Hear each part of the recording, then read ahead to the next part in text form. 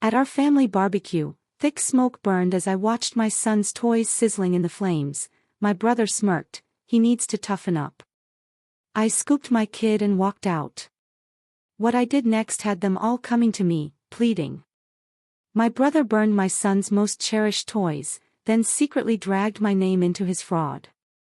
For years, I was the quiet one in our family, but that day, something inside me broke. And what happened next? Well, let's just say the quiet one finally decided to burn it all down. My name is Leo. For 34 years, if you asked anyone in my family about me, they'd probably just shrug and say, "Oh, Leo? He's the quiet one."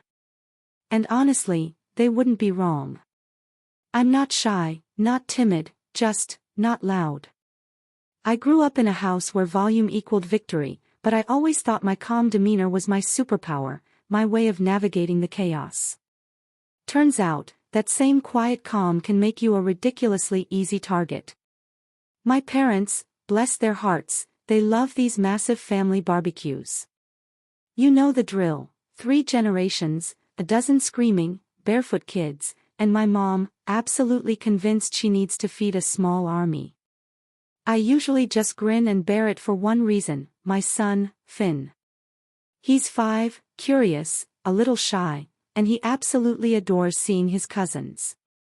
He also carries his favorite action figures everywhere, like they're tiny, precious talismans protecting him from the world.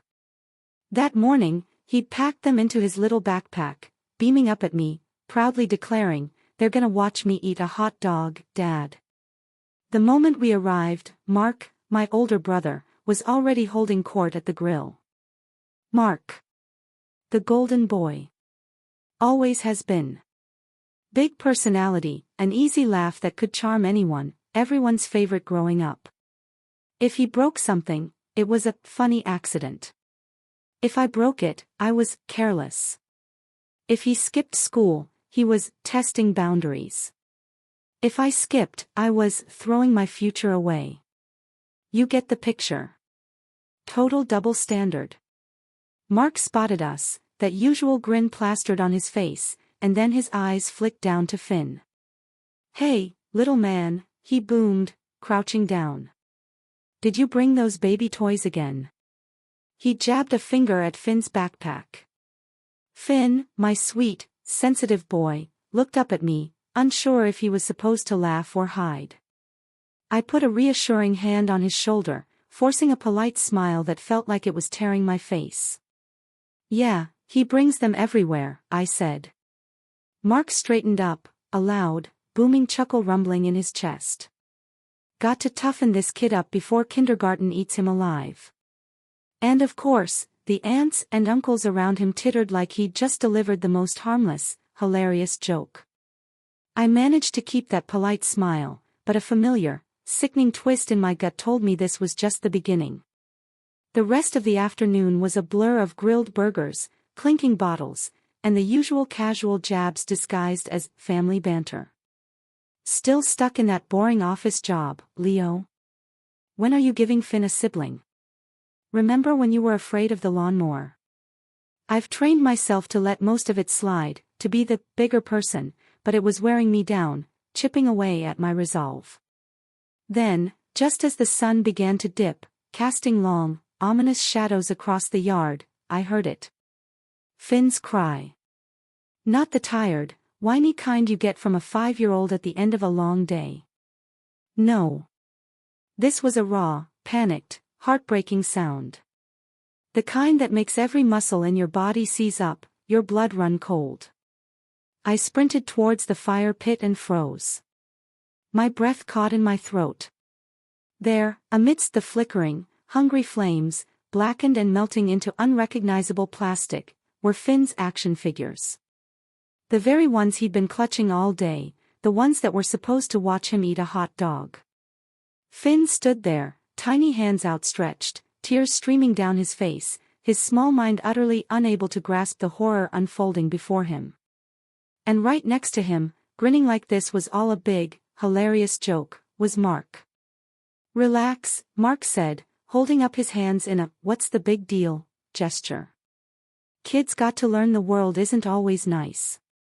Better he cries here than at school. Something inside me snapped.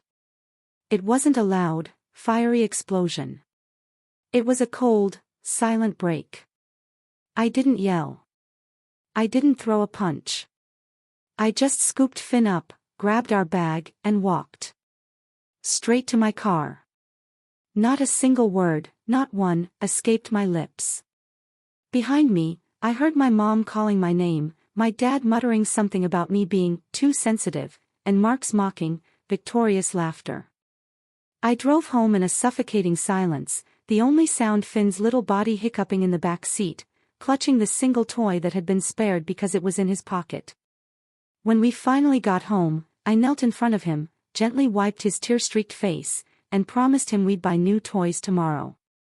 He nodded, but his small frame was still shaking, the trauma etched onto his little face. That night, I lay in bed, staring at the ceiling, the scene replaying on an endless, torturous loop. The immediate, hot anger had settled into something heavier, something colder. Something far more dangerous. The very next morning, as I was making Finn pancakes, trying to bring some normalcy back after the trauma, a sharp knock rattled the door. It was my dad. He didn't look angry, though. He looked worried. "Leo," he said, his voice dropping to that conspiratorial whisper he uses when he thinks he's being incredibly reasonable. "I need to talk to you about Mark. It's serious." And just like that, I knew. I put down the spatula, sat at the kitchen table, and for the first time in what felt like forever, I truly listened. Dad didn't waste a second. He marched in, settled at the table like he owned the place, and folded his hands, giving me that condescending stare. "Look, Leo," he began, "Mark's in a bit of trouble at work. Something about a client deal going south. His boss is talking suspension, maybe even firing him." He paused, his gaze fixed on me, clearly expecting a reaction. "And well, you have connections in that company, don't you? You used to work with their main supplier, you know people. Maybe you could put in a good word. Explain that Mark's a good guy. Just impulsive." I just blinked. Wait, what? A part of me wanted to burst out laughing. Yesterday, my son's cherished toys were literally burned because my brother thought it was character building. And today, my dad was sitting across from me, seriously asking me to save Mark's job. "You're serious?" I asked, my voice flat, devoid of any emotion I might have once had. Dad frowned, as if my tone was the problem here. "Of course, I'm serious, Leo. This is family. Mark's always been there for you." That line was so utterly absurd, so completely divorced from reality, I nearly choked on my own disbelief. "He's been there for me, Dad. He just burned Finn's toys yesterday. He made him cry for fun." Dad waved a dismissive hand, as if Finn's pain was utterly insignificant. "You're still on that. Kids cry, Leo. You cried when your uncle threw your baseball glove on the roof. Remember? You turned out fine. You can't shelter Finn from everything." The anger, cold and sharp, clawed its way up my throat. This isn't about sheltering him. This is about basic respect. Mark crossed a line yesterday. Dad sighed dramatically, as if I was being incredibly difficult. "Leo, don't make this bigger than it is. You know how Mark is. He jokes. He pushes buttons. You've always been too sensitive about these things." There it was. That word, the one that had been hurled at me my entire life. Sensitive, as if caring about my kids' feelings, standing up for what was right, was some kind of character flaw. "Dad," I said, slowly, deliberately, each word a stone dropping into silence. "I'm not calling anyone for Mark. If he messed up at work, that's on him." His jaw tightened, a muscle clenching. "So, you'd let your brother lose everything over one mistake? do you know what that would do to Mom? To this family? I looked at him, and for a fleeting, heartbreaking moment, I finally understood what he was really saying. Asterisk, do you know what that would do to our image? To how people see us, asterisk, I think Mark did this to himself, I said, my voice barely a whisper. Dad stood up, clearly done arguing, his face set in stone. You've always been stubborn, Leo. But I'm telling you, if Mark goes down, this family goes down with him. Think about Finn. Think about what you're teaching him. And then, without another word, he left. That entire day after Dad left felt like a slow, agonizing boil. I replayed that conversation over and over, and each time I pictured Mark's smug smirk while Finn's little body shook with sobs, my chest tightened with a cold, terrifying fury. That afternoon, my phone started absolutely blowing up. First, Mom's texts, your dad says you won't help Mark. Can you please reconsider? Then Aunt Carol called, leaving a voicemail with that sickly sweet, manipulative tone, Leo, honey, you know Mark didn't mean it. Don't hold a grudge. Help him out. By evening, I even got a message from Mark himself, heard you're playing hero by refusing to make a call. Real nice, Leo. Don't forget who taught you how to ride a bike. I stared at my phone, utterly dumbfounded by the sheer, unadulterated audacity of it all. I didn't respond, but the messages kept coming. A group text from cousins, asking why I was letting the family tear apart. Then, a message from Mom that truly stung, even though I knew it was pure manipulation. If you don't help, we're not sure we can have you over next time. It would be too awkward. The next day, after dropping Finn off, I swung by the hardware store to replace his burned toys with something new, something shiny. He lit up when I handed them to him that evening, but I could tell he was still hesitant, still guarded, as if he was scared they might disappear again. That sight, that lingering fear in my son's eyes, it broke something deep inside me. A few nights later, Mom called again. I almost didn't pick up, but I did. Leo, she started, her voice steeped in that saccharine calm she uses when she's about to lay on a thick layer of guilt. Your father and I are very disappointed. Mark has a family to feed. You know, he was just teasing Finn. It's time to let this go and be the bigger person. I leaned against the counter, closing my eyes, feeling the familiar pressure. Being the bigger person, I said, my voice surprisingly steady, doesn't mean cleaning up Mark's messes every single time he messes up. Do you think you're perfect? She snapped, finally dropping the act. You've made mistakes, too. We didn't let you fail when you messed up. That's not true. I shot back, my voice rising for the first time, cracking with years of suppressed frustration. When I failed, you told me to figure it out alone. You told me it would build character. So why doesn't Mark ever have to build character? There was a pregnant, suffocating pause. Then Mom's voice turned cold, hard. Because Mark is different. He's special. He has potential. He just needs a little help getting back on track. I couldn't even respond. I just said goodnight and hung up.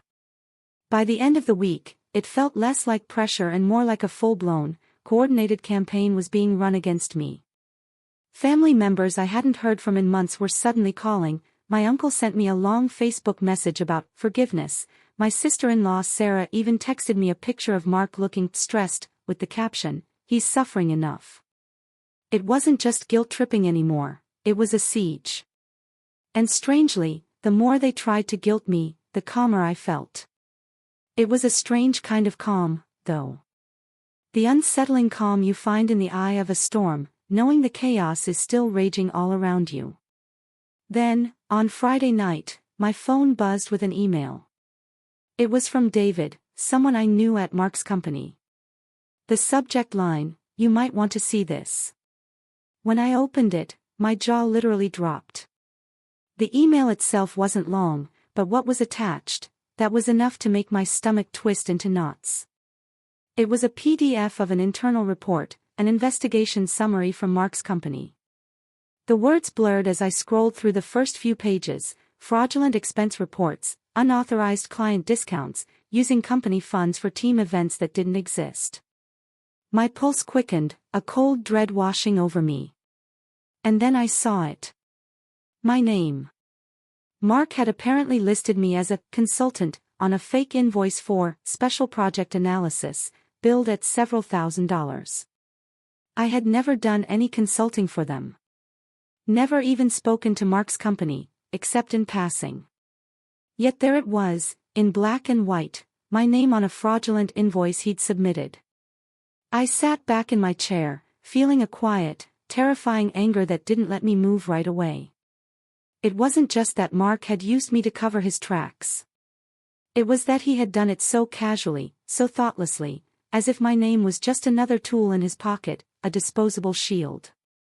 And all week long, my family had been begging me to protect him. Not knowing he had already dragged me into this mess, without so much as a word. I called David immediately. "Where did you get this?"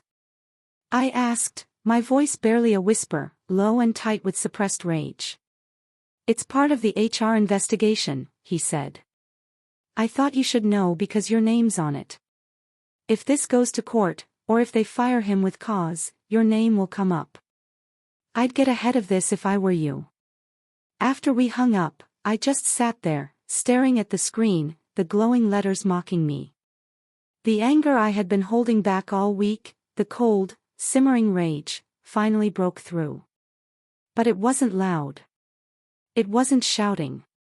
It was cold. Precise. Deadly. I printed the report. Every damning page. Then, with a chilling calm, I put it into a manila folder. My next call was to Mom.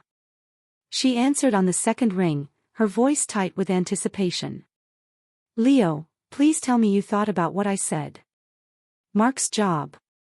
"Mom," I interrupted, my voice sharp enough to cut through her sentence, making her pause. "Did you know Mark put my name on fake invoices?" There was a beat of stunned silence on the other end of the line. "What are you talking about?" she finally stammered. I explained, calmly, precisely, each damning detail from the report. When I finished, the silence stretched even longer, thick with disbelief. "You must be mistaken," she said, her voice weak.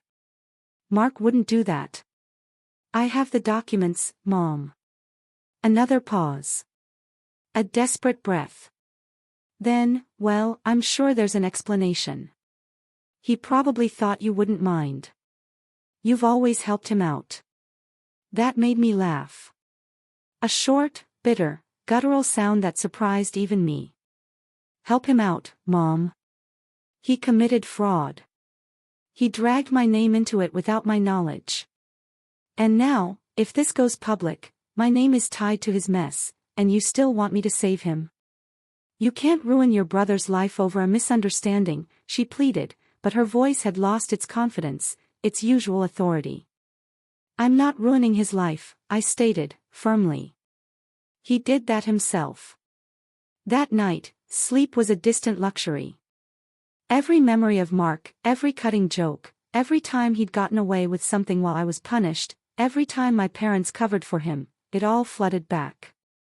It was like watching my entire childhood play on repeat, except now, it had escalated from broken toys to forged documents, from petty cruelty to actual crime.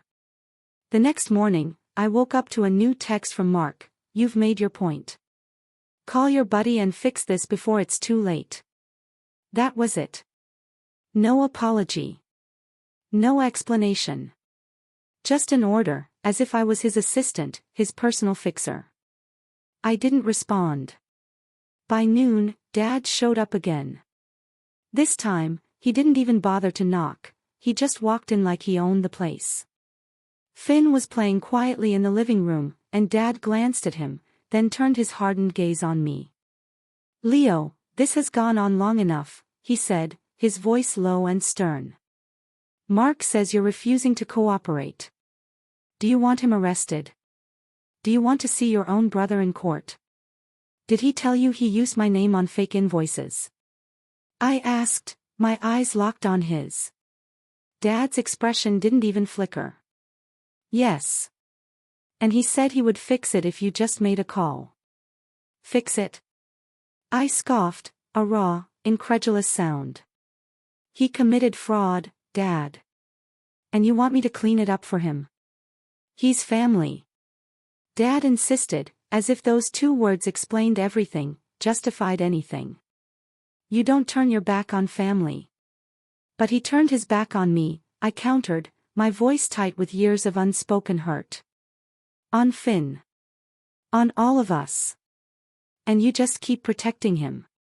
For a moment, Dad just stared at me, his jaw clenching. Then, in a softer, almost pleading tone, he said, if you do this for him, Leo, I promise you will make it right. Mark will apologize. We'll put this behind us. I shook my head, a slow, resolute movement. No. Not this time. Dad's face hardened again, completely. Then don't come crying to us when you're on your own. You're making a mistake you can't take back. He left, slamming the door, not even a goodbye for Finn. That night, I sat at the kitchen table, the report spread out before me like a map to my own destruction. I wasn't just angry anymore. I felt profoundly betrayed. Betrayed by Mark for dragging me into this. Betrayed by my parents for defending him, no matter what. Betrayed by a family that only seemed to remember I existed when they needed something from me.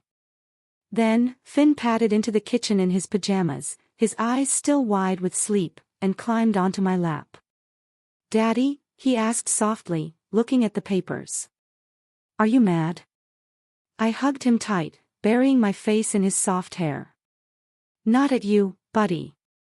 He pointed to the documents. Are those the bad man's papers? I froze. What bad man? The one who burned my toys. Something inside me settled then, clicked into place with a terrifying clarity. This wasn't just about Mark anymore. It was about what Finn was learning by watching me. Was I going to teach him that silence was safety? Or that some things are worth fighting for? I folded the report, carefully, precisely, and put it away. The next morning, I made a call.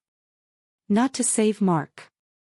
But to set up a meeting with my lawyer friend, Maya. She was going to make sure my name was cleared completely.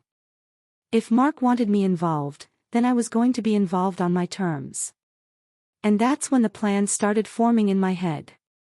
A quiet, calculated plan. When you hit rock bottom, it doesn't always happen with a bang. Sometimes, it's just a slow, heavy sinking until you realize you can't go any lower.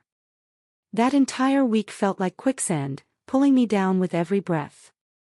The morning after I made that call to Maya, to finally clear my name, I woke up to a full-blown family group chat explosion. Over 20 new messages overnight.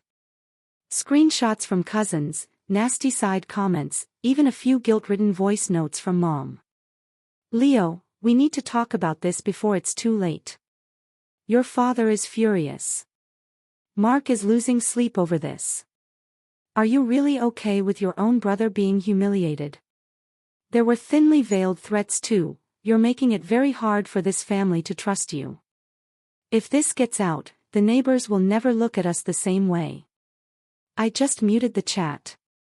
I went about my morning, watching Finn eat his cereal at the kitchen table, his little legs swinging. He looked up at me with that quiet, watchful look kids get when they know something's wrong but don't quite know how to ask. Can we go to the park after school? He asked carefully. Of course, I said, trying to keep my voice light. When I dropped him off, Aunt Carol was there. She spotted me immediately, her smile not quite reaching her eyes. Leo, she purred, we're all very worried about you. Mark is family. We forgive you for overreacting, but it's time to come back to the table. You're hurting everyone by holding this grudge. I just nodded, forcing out a polite, have a nice day, before walking back to my car. But inside, I felt like screaming.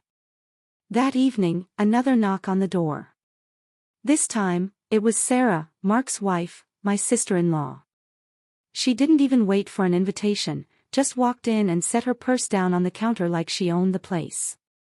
"Leo," she began, her voice dripping with artificial sweetness, "I'm here as a peacemaker. You need to think about the bigger picture. Mark could lose his job. Do you know what that would do to our mortgage? Our kids?" I took a deep, steadying breath. "Do you know what it would do to me if I let him keep using my name to cover his fraud? He's not just risking his job, Sarah. He's risking my future." She crossed her arms, her face tightening. "You always make everything about you. You're punishing Mark for being the favorite growing up, and now you're using this as an excuse to get even. That's petty. Leo. Really petty." Something about that word, petty, made me go quiet. Petty. If standing up for myself, protecting my son, was petty, then maybe petty wasn't so bad. "Sarah," I said slowly, deliberately. "If Mark wants my help, he can apologize. To me. To Finn. And he can fix what he did with those invoices. Until then, there's nothing to talk about." She huffed, snatched her purse, and muttered, "You're tearing this family apart," as she stormed out. After the door slammed shut, I just stood there in the kitchen, staring at the grain of the countertop, feeling utterly hollow. Like someone had scooped out everything inside me and left only the shell. That night, I put Finn to bed early, then sat on the couch in the dark. No TV, no music. Just the hum of the fridge and the occasional car passing by outside. I thought about every single time I had stayed quiet in the past, just to keep the peace. Every time I'd told myself it wasn't worth the fight. And where had that gotten me? My name on fraudulent paperwork, my kids' toys in a fire, and my entire family acting like I was the villain for not fixing someone else's mess. Around midnight, Dad called. I didn't answer. 10 minutes later, a text came through, "If you go through with this, Leo, don't bother coming to Christmas." I stared at the screen for a long, long time before setting the phone face down on the table. For the first time in my life, I realized with a startling clarity, I didn't care. Not one bit, if I wasn't invited. The next few days were quiet, but not in a peaceful way. More like the suffocating silence right before a storm hits. The group chat eventually stopped begging and moved to passive-aggressive memes and quotes about family unity. I stayed out of it completely. Instead, I started planning. I called Maya again, my lawyer friend, and asked exactly what steps I needed to take to legally protect myself. I gathered every single document with my name on it, scanned and saved them. I wrote down dates, times, conversations, anything that might be relevant later. I also started thinking about distance. Not just emotional, but physical. If this was the level of manipulation I could expect every time Mark messed up, maybe it was time to put some serious space between us. I began quietly looking at job postings in another city, even a few out of state. It wasn't a decision yet, but the idea, the mere possibility, felt strangely freeing. One evening, while I was sorting through papers, Finn climbed onto the chair beside me. "Daddy?" he asked, holding up a drawing. It was him and me holding hands, a big, happy sun over our heads. In the corner, there was a scribbled fire with a sad face next to it. "That's us," he said proudly. "And that's the fire. But see, we're okay." I swallowed the lump in my throat. "Yeah, buddy. We're okay." After I tucked him in, I sat back down at the table and looked at the pile of documents. For the first time, I didn't feel powerless. Rock bottom wasn't just a low point anymore. It was a foundation. Something solid I could push off from. And then, just when I thought things couldn't get any more tense, Mom called again. Her voice was quiet, strained, a desperate plea. "Leo," she said, "your brother might get fired tomorrow. If you have any compassion left, now is the time to use it. Once this happens, there's no going back." I didn't answer right away because she was right. There would be no going back. When I finally spoke, my voice was calm, steady. "Then maybe it's time to stop going back." She gasped softly, as if I'd just uttered something unforgivable. "You'll regret this," she whispered, and then she hung up. I sat there in the dark, phone still in my hand, and felt something deep inside me shift. I wasn't scared anymore. Not of being left out. Not of disappointing them. Not of the storm that was about to hit. If Mark was finally about to face the consequences of his actions, then maybe, just maybe, it was time for everyone to see what happens when I stop playing the quiet one. It's strange how quickly life can start to feel lighter once you make a firm decision, even a quiet one. The morning after Mom's desperate, last-ditch call, I woke up before my alarm, and for the first time in weeks, I didn't feel heavy. I felt steady. Not exactly happy, but grounded. I got Finn ready for school, made him his favorite pancakes, and we laughed over how much syrup he could get away with before it officially became soup instead of breakfast. For the first time in what felt like forever, I wasn't just reacting to everyone else's drama. I was living. That same morning, I got an email from Maya, my lawyer friend. She'd reviewed all the documents and assured me my name was completely clear, as long as I formally notified Mark's company that I had zero involvement in those fraudulent invoices. She even drafted the letter for me to sign. I read it over twice, my hands steady, and sent it off. That was the first real move I made for myself.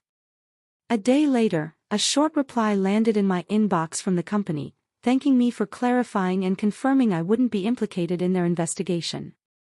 It was like a physical weight had been lifted off my chest. I hadn't realized how much I'd been bracing for impact until that very moment. With that massive hurdle cleared, I focused on Finn. And on myself. I started running again in the mornings after dropping him off at school, just a short jog around the block, but it felt incredible to feel my body move, to breathe deep.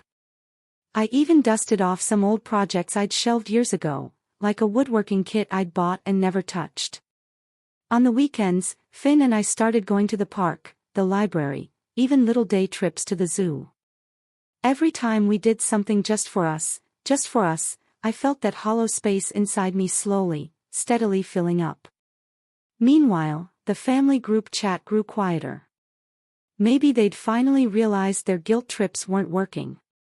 Or maybe, just maybe, they were waiting for me to come crawling back. Then, about a week later, I got a call from Mark's company. Not HR this time, but Miss Chun, the head of operations herself. She wanted to thank me personally for cooperating and for clearing things up. She even mentioned she'd been impressed by the professionalism of my letter and asked if I was looking for consulting work. I almost laughed out loud. "Not officially," I said, trying to keep my voice even. But we ended up talking for nearly half an hour about my old job, my experience, and how I'd handled difficult situations in the past. By the end of the call, she asked if I'd be open to coming in for a meeting to discuss some short-term projects they desperately needed help with. I hung up, feeling something I hadn't felt in a long, long time, excited. A few days later, I went to their office. The meeting went well. Better than well, actually. They offered me a contract position with flexible hours and a rate that was higher than I'd ever earned before. I signed it that afternoon. That was the moment I truly realized I wasn't just surviving this mess. I was coming out stronger. The shift in energy must have been palpable because even Finn seemed lighter. He'd been so quiet since the barbecue, but now he was back to chattering about dinosaurs and superheroes. He even started bringing his new toys to the park again, proudly showing them off to other kids. Then, the calls from my parents started up again, but this time, they sounded different. "Leo," Mom said one evening, her voice laced with genuine worry. Your father and I are worried. Mark's been really down since the hearing at work. They haven't fired him yet, but they put him on unpaid leave. We're trying to keep his spirits up. I listened, nodding to myself even though she couldn't see me. I hope he learns something from this, I said simply, calmly. There was a pause. You're not going to help him, are you? No, I said, as calm as ever. She sighed. I thought so, she murmured, but instead of sounding angry, she just sounded tired. Resigned.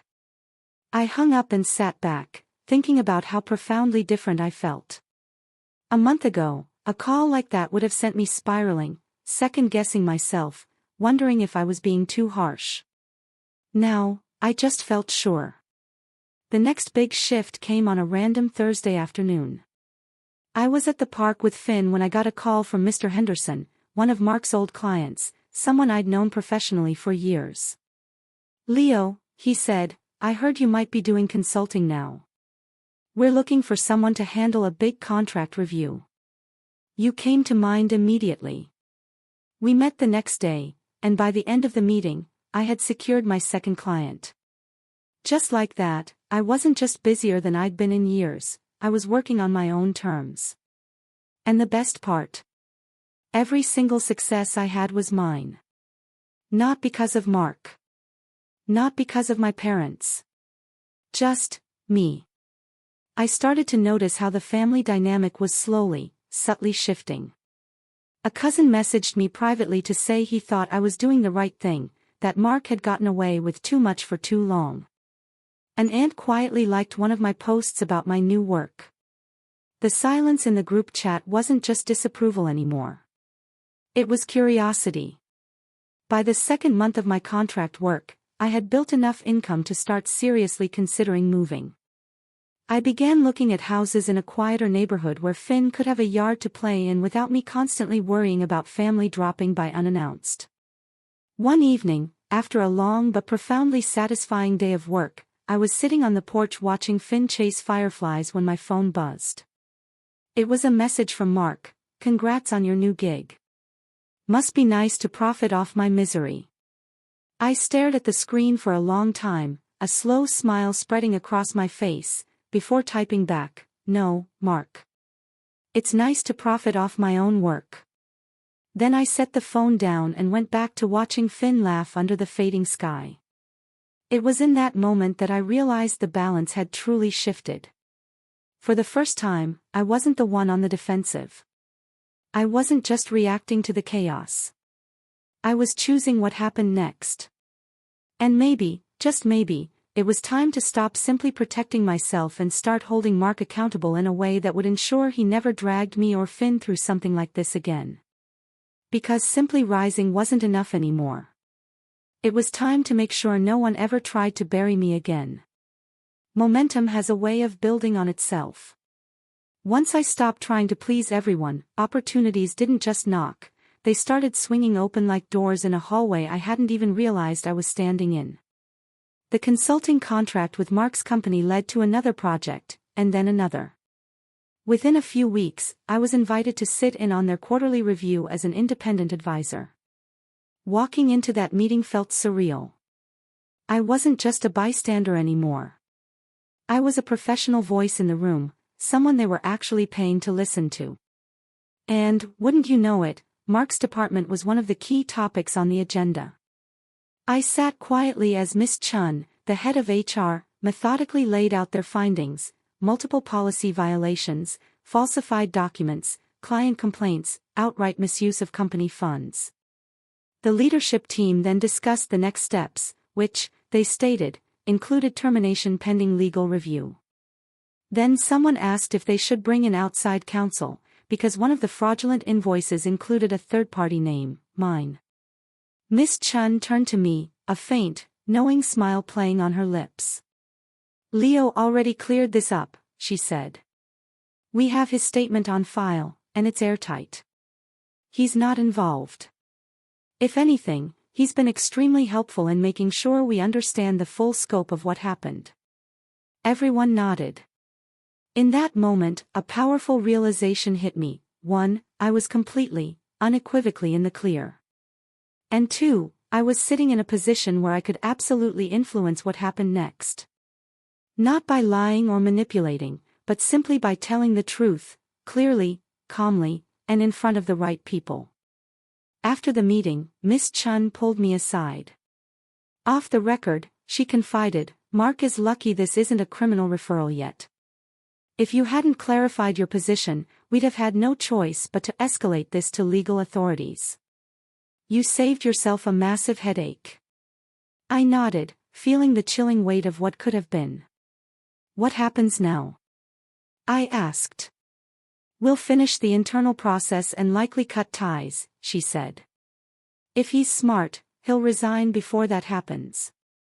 That night, as I sat on the porch watching Finn play, I realized I was holding a kind of power I'd never had before. Not over Mark's life, not exactly. But over how this story was going to end. A week later, I got another message from Mark. This one was longer, filled with venom. "You've really done it this time. They're about to fire me. If you had just made one phone call, none of this would have happened. Do you get some kind of sick satisfaction out of watching me lose everything?" I didn't respond right away. Instead, I went back inside, opened my laptop, and started writing. Not to Mark. To myself. I wrote down every incident I could remember of Mark's despicable behavior over the years. The times he humiliated me at family gatherings. The times he made me take the blame for things he did. The countless jokes at my expense.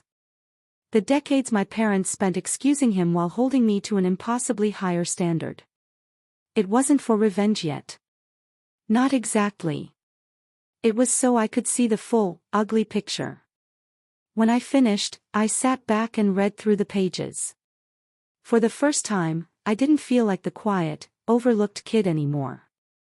I felt like someone who had been keeping receipts his entire life, and now, finally, had a damn good reason to use them. Then, something else unexpected happened. One of my cousins, the same one who'd messaged me privately weeks ago, sent me a link. It was to a local business forum where Mark's name had been mentioned. He had been trying to start a side business on the sly, using family connections to reel in investors. But the thread was full of comments from people saying they'd been burned by him, that he'd taken deposits and never delivered. I scrolled through the posts, each one a little worse than the last. Angry customers, former partners, even an employee or two who claimed he still owed them money. This was bigger than I realized. I called my cousin. "Where did you get this?" I asked. "Heard about it through a friend," he said. "Figured you'd want to know. Looks like Mark's been in deeper trouble than anyone's admitting." After we hung up, I sat back in my chair, the truth hitting me like a cold wave. This wasn't just a family problem anymore. Mark was burning bridges everywhere he went, and eventually, someone was going to hold him accountable in a way none of us could protect him from. I spent the next few days quietly gathering information. Not in a vindictive way, but in a methodical, careful way. Screenshots of posts, copies of public complaints, records of the fraudulent invoices. I even started talking to a financial advisor about setting up a trust for Finn, one that no one in my family could ever touch or interfere with. If I was going to cut ties, I wanted to make sure my son would always be secure, no matter what drama erupted later. Then, the moment that truly solidified everything happened. I got a call from Mr. Davies, one of Mark's old clients. Not the one who had offered me work, but another I barely knew. They asked if I'd be willing to take over a contract Mark had completely mishandled. "We'd rather work with you," they said bluntly. "You have a reputation for being steady. We can't afford any more chaos." I accepted. And just like that, I wasn't just surviving the storm. I was benefiting from it. Mark's downfall was directly creating opportunities for me. That weekend, I took Finn to a small fair just outside of town. We rode the Ferris wheel, ate sticky cotton candy, and for the first time in months, I felt genuinely like myself again. On the way home, my phone buzzed. A new message from Dad: Mark is coming by tomorrow. We need to talk as a family. Be here at 5. I stared at the message for a long time. Then, I smiled. Because now, for the first time, I didn't feel like I was walking into an ambush. I felt like I was walking into an opportunity. I showed up at my parents' house 5 minutes early, just to watch them squirm. The driveway was already full: Dad's truck, Mom's SUV, Mark's car parked at that familiar angle, like he still owned the place. Finn was with a sitter for the evening. This wasn't a night for him to be here. When I walked in, the heavy smell of roast beef filled the house, as if they were trying to force a sense of normal onto the evening. Mom met me in the hallway, wringing her hands, her face a mask of nervous concern. "Leo," she whispered, "thank you for coming. Let's keep things civil tonight." I nodded once, my gaze steady. "That's up to Mark." She didn't like that answer, but she didn't argue. When I stepped into the dining room, Mark was already seated at the head of the table, like a king holding court. He looked tired, dark circles under his eyes, his hair a little messier than usual. But there was still that undeniable arrogance etched into his jawline. "Leo," he said, leaning back in his chair, a forced smirk playing on his lips. "Glad you could make it." I didn't sit right away. Instead, I placed a thick manila folder on the polished dining table in front of me and remained standing. "What's that?" Dad asked, a frown creasing his forehead. "Documentation," I said simply, my voice even, calm. "Before we talk about anything, I want to be very clear about where I stand." Mark's smirk widened, as if this was all just a performance for his benefit. "Go on, little brother. Let's hear it." I opened the folder. The room went silent. I slid the first document across the table, a copy of the signed letter I'd sent to his company, formally clearing my name. "First," I said, "I'm officially no longer associated with your investigation at work. They have my statement on file, and they know I had no part in what you did." Mark's smirk faltered, just a fraction. "Second," I continued, pulling out a stack of printed complaints from that business forum, laying them down one by one. Each page was a new accusation, a new burned customer. "I know about your side business. I know about the money you took, the people you left hanging. These are all public posts, Mark. If you try to drag my name through the mud again, I won't have to say a word. I'll just let your customers do it for me." His face darkened. He leaned forward, his eyes burning with a dangerous glint. "Are you threatening me?" "No," I said calmly, meeting his gaze without flinching. "I'm promising you that I won't let you take me down with you. Ever again." For a moment, the only sound in the room was the quiet, nervous clinking of Mom rearranging silverware. Dad cleared his throat, trying to regain control. "Leo, this isn't necessary." "It is." I cut in, my voice steady, not loud, but it stopped him cold. "For years, I've watched you all excuse Mark's behavior. I've let it slide when he humiliated me, when he sabotaged me, when he hurt Finn. I stayed quiet to keep the peace. That ends tonight." I reached into the folder one last time, pulling out a copy of the trust paperwork I'd had drafted for Finn. "This," I said, laying it on the table for them all to see, "is for my son. His future is now legally separate from this family. No one here has access to his education fund. No one can claim it or borrow against it. We are done being collateral damage for Mark's mistakes." Mom's face crumpled, but she didn't speak. Mark finally pushed back his chair and stood, his voice dripping with contempt. "So what? You're just cutting ties, acting like you're better than us." I took a deep, fortifying breath. "No, Mark. I'm acting like someone who's done being your safety net. If you want to fix things with me, with this family, you start by fixing what you broke: your job, your business, your integrity. Until then, don't call me, don't text me, don't involve me. For the first time all evening, Mark didn't have a comeback. Not a single word. I gathered the documents back into the folder, tucked them securely under my arm, and turned to leave. But just as I reached the doorway, I paused. And looked back at him. "You burned Finn's toys to toughen him up," I said quietly, each word landing with icy precision. "Congratulations, Mark. You did the exact same thing to me. And now you get to see what happens when I stop playing nice." Then I walked out, leaving the room in stunned, absolute silence. The cool night air hit me as I stepped outside, and I felt lighter than I had in years. I didn't yell. I didn't slam the door.